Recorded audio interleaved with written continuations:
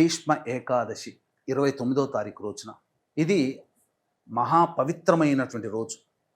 ఈ భీష్మ ఏకాదశి రోజునే సాక్షాత్తు విష్ణు భగవానుడు పిశాచ యోనిలో ఉండిపోయినటువంటి పులోమాన్ అనే గంధర్వుడు పుష్పవతి అనేటువంటి నాట్యకత్తెకి మోక్షాన్ని ప్రసాదించినటువంటి పవిత్రమైనటువంటి రోజు.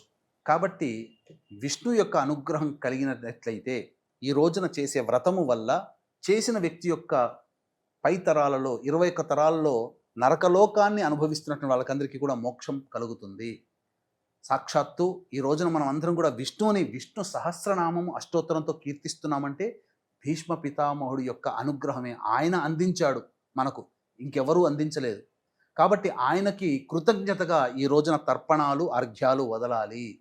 ఈ రోజున సూర్యోదయం కంటే ముందే నిద్రలేచి కాలకృత్యాదులు తీర్చుకొని చక్కగా విష్ణు చిత్రపటానికి కానీ విగ్రహానికి కానీ పూలమాల సమర్పించి విష్ణు అష్టోత్తరంతో కానీ సహస్రనామంతో కానీ పూజ చేసి దేవాలయానికి చేరుకొని విష్ణువుని దర్శనం చేసుకొని సాయంకాలం వరకు కూడాను ఉపవాస నియమాన్ని పాటిస్తూ సాయంకాల ప్రదోషకాల సమయంలో మళ్ళీ కాలకృత్యాదులు తీర్చుకొని విష్ణు సహస్రనామం లేదా అష్టోత్తర పారాయణం చేసి ఆ రోజంతా జాగరణ చేసి తెల్లవారి లేచి మళ్ళీ కాలకృత్యాదులు తీర్చుకొని మళ్ళీ పూజాది కార్యక్రమాలు యథావిధిగా చేసుకొని ఇంట్లో వండి పెట్టినటువంటి పదార్థాలు కానీ లేదా పండ్లు ఇతర పదార్థాలు ఎవరైనా అనాథలకి వృద్ధులకి ఇచ్చి కుటుంబ సభ్యులు ఈ రోజున సమాప్తం చేసి అనగా ద్వాదశి తిథి రోజున ఈ యొక్క వ్రతాన్ని సమాప్తం చేసి భోజనము చేస్తారో, దైవానికి నైవేద్యంగా పెట్టిన భోజనం ఎవరైతే చేస్తారో వారికి విష్ణు అనుగ్రహం కలిగి సకల కష్టాలు తొలగిపోతాయి అని మనకు శాస్త్రం చెప్పబడింది. కాబట్టి అవకాశం ఉన్న వాళ్ళు ఈ యొక్క సంబంధించినటువంటి పూజని చక్కగా ఇంట్లో చేసుకోండి. అలాగే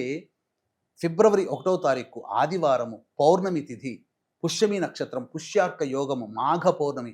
దీన్ని దృష్టిలో పెట్టుకొని శ్రీశైల క్షేత్రంలో మన పీఠం ఆధ్వర్యంలో సాయంకాలం నిశీ సమయంలో అనగా రాత్రి 9 గంటలకి మీ జాతకరీత్యా కలుగు విద్య, వివాహ, ఉద్యోగ, దాంపత్య, అనారోగ్య సమస్యల నివారణకి దశమహావిద్యలో భాగంగా ఈ సంబంధించినటువంటి ప్రత్యంగిర, బగళాముఖి, రాజశ్యామల, వారాహి, ధూమవతి హోమాలు మేష, మిథున, కర్కాటక, సింహ, కన్య, వృశ్చిక, ధనస్సు, కుంభ, మీన రాశిలో జన్మించిన వారికి శనిదోష నివారణ హోమాలు, మృత్యుంజయ, సుదర్శన హోమాది కార్యక్రమాలు జరిపించి శక్తిపాదము చేసినటువంటి కరుంగలి మాల ఇవ్వడం జరుగుతుంది. అవకాశం ఉన్నటువంటి వాళ్ళు ఈ యొక్క కార్యక్రమంలో గోత్రనామాలు స్క్రీన్పై కనిపిస్తున్న నెంబర్కి కాంటాక్ట్ చేసి నమోదు చేసుకోవచ్చు.